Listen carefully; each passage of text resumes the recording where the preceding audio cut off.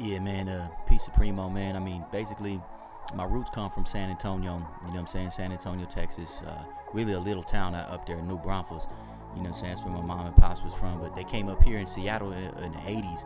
You know what I'm saying? My uncle, he had owned a nightclub up here. Big ass nightclub, too. The Old Timers Cafe was popping. And he basically just told my mom, he was like, you should come up here to Seattle, man. He was like, fuck Texas. Ain't nothing going on down there. You know what I mean? Other than just a bunch of drugs and gangs. So moms came up here with pops and started working at the restaurant, and I just grew up, you know what I mean, since an infant up until now, you know what I mean, and, you know, all my life in Seattle. So it was just, ever since I was a kid, I was like, man, this is the city, this is where I want to be at, you know what I'm saying? So I never really had no inclination to go back to Texas to live, you know what I mean? But it was cool though, you know what I'm saying? I mean, ain't nothing wrong with Texas. Shout out to Texas, you know what I'm saying? It's everything's big down there, man. But yeah, man, so, you know, I grew up out here, man, all over, really. I ain't really from one area of Seattle, just mainly all the gutters and shit.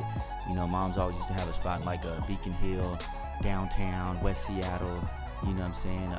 Just all over, you know what I mean? And I would just roam around everywhere, you know what I mean? But my favorite spot to live, though, was downtown Seattle. When I was younger, we used to live in a little, like a hotel down there. And my pops was jugging and shit. He was slanging dope, so we were doing pretty good. And, you know what I'm saying? We had like a condo suite, you know what I mean? I would take a taxi cab to work, to school every day and shit, me and my brother and sister. So it was cool, you know what I mean? I mean, growing up was cool, you know what I mean? I always just remember my mom and dad were heroin addicts, you know what I mean? It was obvious, and my dad was just an OG, you know what I'm saying? Like, he would just always have pistols, and he would always be slinging dope and shit, and like, you know, we grew up seeing that. And, but he taught us a lot. He taught us how to really survive on the streets, you know what I mean? He taught us how to, you know, how to live out here, you know what I'm saying? And we wouldn't have survived it if it wasn't for my pops, you know what I mean? Rest in peace to the man. But I grew up, man, you know what I mean, and like around 12 years old, I started hanging around downtown with the homies and shit. I started gravitating towards the Hispanics, you know, they used to kick it downtown, and we had a gang. There was already an established gang, but, you know what I mean, United Latinos, and, you know, basically it was just a bunch of kids, lawless kids, just running around downtown selling dope, you know what I mean, getting drunk, getting high and shit, you know what I mean? So, but I could relate to these cats, you know what I mean? So I was like homeless at the age of 12 because my dad was in prison and my mom was you know, just on heroin and shit, just strung out. So, you know, I just went downtown and started kicking it with the homies more. And, you know what I'm saying, my boy Spark G was already jugging out of a little spot. He had a spot in, you know what I mean, in Aurora, but we were jugging downtown. And he kind of put me on game. He was like, yo, man, you know what I mean, I'm homeless too, you know what I mean? My mom and dad are fucked up.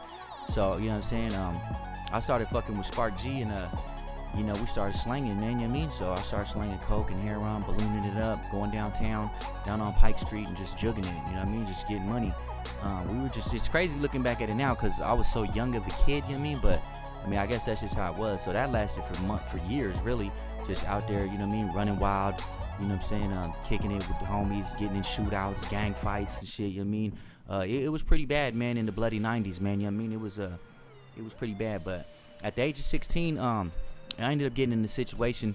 I was at the wrong place, wrong time and shit, and you know, an argument ensued with some other gang members, and some shots were fired, and the boy ended up getting shot, you know what I mean? And you know, we all took off running once he got shot, and you know what I'm saying, we tried to jump a fence, and the police was already there. They arrested us. So that was a real turning point in my life because I went to juvenile hall, but then the judge in juvenile was like, man, this is way too serious of a crime, and they sent me up to Clallam Bay. So I went to adult prison, you know, when I was 16, and it was in Clallam Bay when I really started writing raps and learning like 16 bars and all that, you know what I'm saying? So that was a real turning point for me. But I got out of that. I did 3.5 years in Clallam Bay, got out at the age of like 20, and I was just lawless. I mean, didn't have no skills, didn't have no nothing, just fresh out of a violent institution.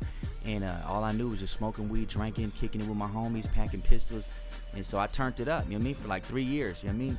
Me and a couple homies just started jugging, and then we started going to the extra levels of the game, the other levels of the game, I mean, to where we weren't slinging nickels and dimes. Now we're slinging quarters and zips, you know what I mean? We hanging out at, you know what I'm saying, Joey's and the Blue Martini, you know what I mean, and just popular spots. I mean, we popping tags and taking trips out of state, and I was just really living life, man, you know what I mean? But that didn't last long, you know what I mean? The whole time I'm trying to rap, you know what I mean, and do my thing, but the streets was more thicker, you know what I'm saying? So I did that, and then in 2004, the feds kicked in my door, FBI kicked in my door.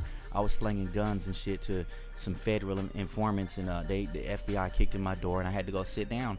Sat down for 4 years that time, so it really took me out the game. But I really got to learn a lot while I was in there, you know what I mean? And I was in there with my pops, actually. That's how ironic the game is, that me and my dad ended up being in prison together. Like, I'm sitting there in prison, and next thing you know, my dad's in the same institution as me, and you know, we met on the tier again, and I was like, Pops, what's up, man? You know what I'm saying? And we sailed up, and everything was cool. You know what I mean? And my Pops is dead now, but like, he really taught me a lot of game in there. You know what I'm saying? So I had got out from that, and I guess I wasn't done with crime. You know what I mean? Dropped a mixtape fresh out the feds with my boy OC Notes, but you know, I was still in the game. You know what I mean? Still kicking it, still doing my thing, and ended up going back to the feds. You know what I mean? The DEA kicked in my door, my homie Wedo. You know what I'm saying? They kicked our doors in, sent us back, you know what I mean? And it was real petty though that time, you know what I mean? So I didn't get that much time because I wasn't really fucking with that much dope at that point, you know what I mean? And I went and sat down, man, and that's the last time I went to prison, man. That's the last time I'm ever going to prison. You see what I'm saying? I got a plan now, you know what I'm saying? I'm trying to do this rapping, this acting, writing books, you know what I'm saying? The radio show, everything I'm doing right now is just like, now I'm gravitating more towards the legitimate side of the game. And I got a story to tell, you know what I'm saying? So I hope you guys listen to all my shit that's coming out, you know what I mean, in the future, because P.Supremo is the future, boy. You already know, man. So yeah, man, shouts out to my boy OC Notes, man, and my boy DJ Adios, man, at the Northwest Clothing Company. You know what I'm talking about, and everyone who played a role, man, and you know, my success, man. Gia, Seattle rap scene, boy. I'm gone.